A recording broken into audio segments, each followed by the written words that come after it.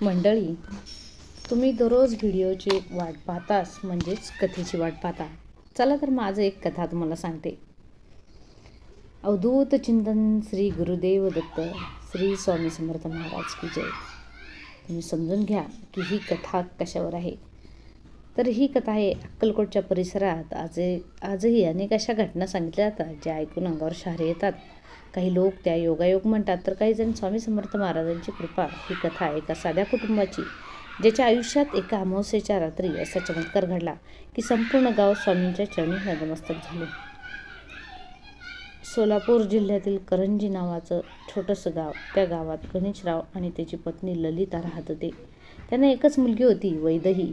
वैदेही खूप शांत, भक्तिमान आणि स्वामी समर्थांची निस्सीम भक्त होती. रोज सकाळी उठून ती स्वामींचा जप करायची. घर गरिबीचं होतं, पण मन श्रीमंत होतं. गावाच्या बाहेर त्यांचं जुनं शेत आणि त्यात एक प्रचंड खोल विहीर होती. त्या विहिरीबद्दल गावात अनेक अफवा होत्या. लोक म्हणायचे त्या विहिरीजवळ रात्री कोणी जात नाही, तिथं विचित्र आवाज येतात. पण गणेशराव त्या गोष्टीवर विश्वास ठेवत नव्हते. त्या दिवशी मुसळधार पाऊस सुरू होता. रात्री अचानक वैदेहीची तब्येत बिघडली. तिला प्रचंड ताप भरला. ललिता घाबरून म्हणाली, गणेशा, डॉक्टरांना बोलवून आणा, मुलगी जळतीये तापाने. गणेशराव गावाकडे निघाले. घरात फक्त ललिता आणि वैदेही होती. रात्र वाढत होती. बाहेर विजा चमकत होत्या. अचानक घराच्या मागच्या बाजूने कोणीतरी मंद आवाजात म्हणालं, वैदेहीला विहिरीजवळ घेऊन ये.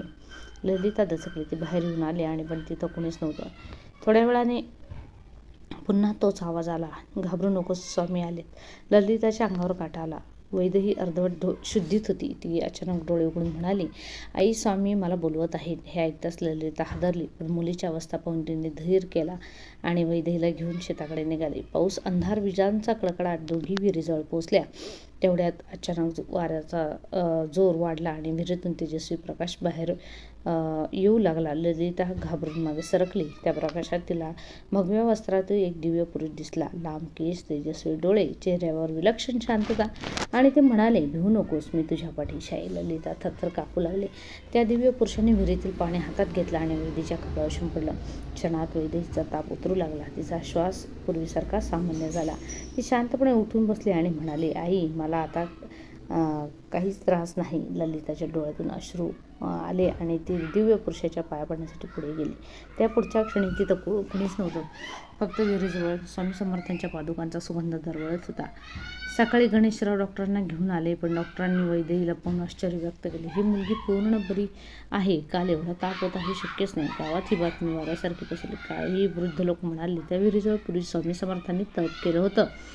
त्या दिवसापासून गावातील लोक दर गुरुवारी त्या विहिरीजवळ दिवा लावून लागले आणि जिथं श्रद्धा असते तिथे स्वामी समर्थ धावून येतात. त्यांची कृपा कोणत्या रूपात मिळेल हे कोणाला सांगता येणार नाही. अशक्य ते शक्य करतील स्वामी. जर तुम्ही स्वामी भक्त असाल तर कमेंट बॉक्समध्ये श्री स्वामी समर्थ लिहायला विसरू नका. तुम्हाला एकच करायचं आहे की अश्विनी मराठी स्टोरीज या माझ्या यूट्यूब चॅनलला लाईक, शेअर, सबस्क्राईब करायला मात्र विसरू नका. भेटूया नेक्स्ट व्हिडिओमध्ये. तोपर्यंत धन्यवाद.